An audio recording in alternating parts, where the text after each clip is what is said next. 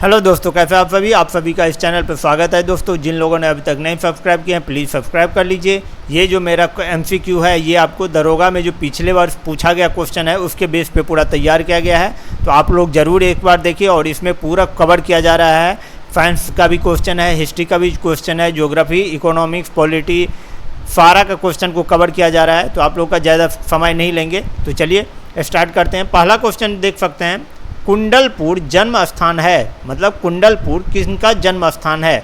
तो ये है आपको महावीर स्वामी का। किनका जन्म स्थान है? महावीर स्वामी का।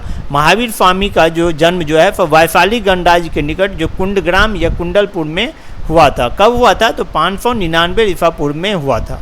ठीक है, चलिए नेक्स्ट क्वेश्चन की तरफ बढ़ते हैं। अगला क्वेश्चन देख सकते हैं आप लोग, नैनार कौन थे? पूछा जा रहा है नैनार कौन थे? वैष्णव धर्मानुयायी थे, शैव धर्मानुयायी थे, शाक्त थे या सूर्योपासक थे? तो ये शैव धर्मानुयायी थे। नैनार कौन थे? शैव धर्मानुयायी थे। ठीक है, ये जो थे शैव धर्मानुयायी, और ये 63 संघों का शैव संतों का जो है था वो एक समूह था जिसको नैनार कहा जाता था। ठीक है, चलिए नेक्स्ट क्वेश्चन, अमीर खुसरो डैश थे? अमीर खुसरो डैश थे, क्या थे? कवि थे, इतिहासकार थे या संगीतज्ञ थे या उपरोक्त सभी? तो अमीर खुसरो उपरोक्त शब्द, कवि भी थे, इतिहासकार भी थे, संगीतज्ञ भी थे। और ये किसके दरबार में थे? तो ये अलाउद्दीन खिलजी के दरबार में थे अमीर खुसरो। ठीक है, वैसे तो यदि देखा जाए तो बलबन के दरबार में भी थे, मगर यदि बोला जाए तो अमीर खुसरो किसके दरबारी कवि थे? तो अलाउद्दीन खिलजी के। ठीक है, चलिए नेक्स्ट क्वेश्चन की तरफ बढ़ते हैं। अगला क्वेश्चन, गांधी जी की सत्याग्रह रणनीति में किसे सबसे अंतिम स्थान प्राप्त था?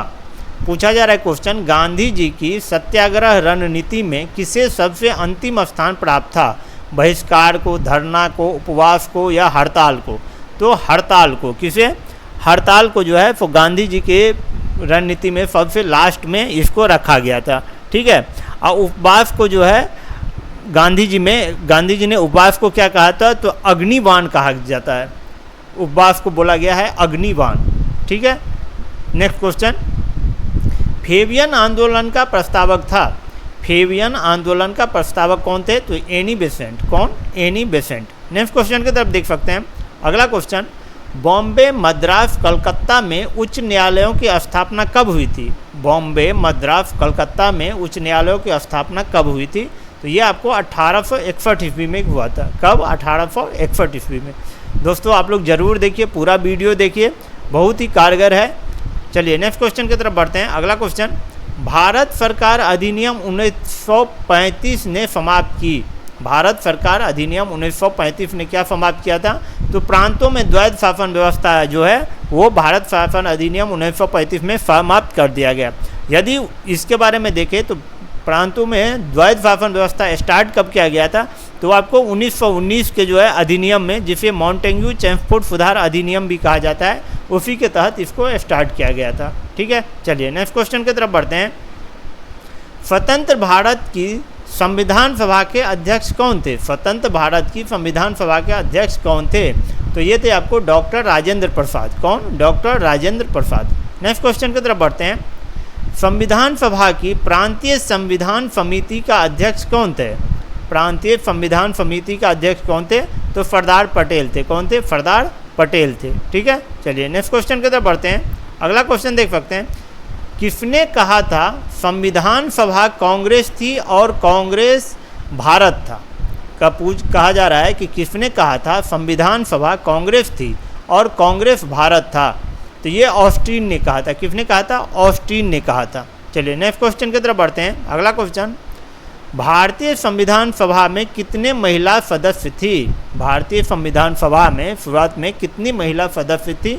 तो कुल 15 महिला सदस्य थी। कितने? 15 महिलाएं सदस्य थी। नेक्स्ट क्वेश्चन की तरफ बढ़ते हैं। विधान परिषद किसी साधारण विधेयक को कितने समय तक रोक सकता है?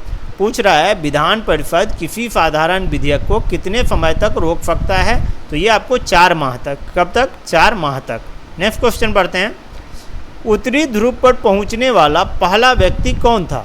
उत्तरी ध्रुव पर पहुंचने वाला पहला व्यक्ति कौन था? तो रॉबर्ट पियरी था। कौन? Robert Peary. नेक्स्ट क्वेश्चन की तरफ बढ़ते हैं। राष्ट्रीय विज्ञान दिवस कब मनाया जाता है? तो ये आपको कब मनाया जाता है? 28 फरवरी को मनाया जाता है राष्ट्रीय विज्ञान दिवस। ठीक है, चलिए नेक्स्ट क्वेश्चन की तरफ पढ़ते हैं। अगला क्वेश्चन, प्रकाश विद्युत प्रभाव के आविष्कारक थे। पूछा जा रहा है प्रकाश विद्युत प्रभाव के आविष्कारक कौन थे, तो ये हर्ट्ज थे। ठीक है, चलिए नेक्स्ट क्वेश्चन की तरफ।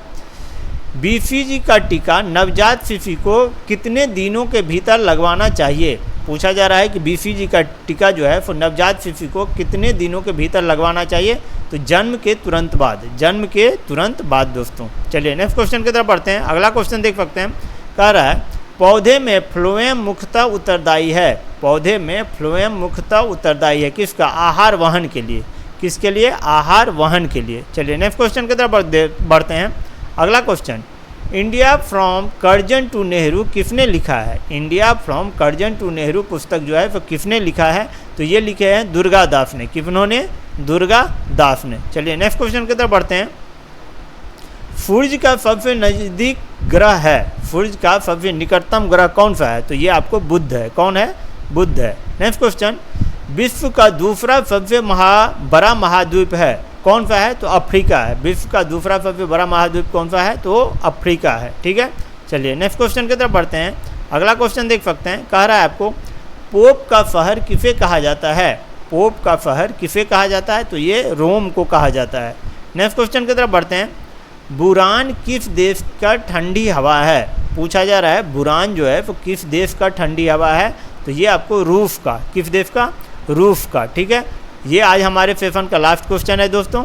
तो देख सकते हैं, पहला कह रहा है ये दक्षिणी रेलवे का मुख्यालय कहाँ स्थित है। दक्षिणी रेलवे का मुख्यालय कहाँ स्थित है, तो कहाँ है, तो इसका मुख्यालय आपको चेन्नई में स्थित है। कहाँ पे, इसका मुख्यालय आपको चेन्नई में स्थित है। लास्ट क्वेश्चन है ये हमारा, देख सकते हैं। बिहार का अधिकांश क्षेत्र आच्छादित है।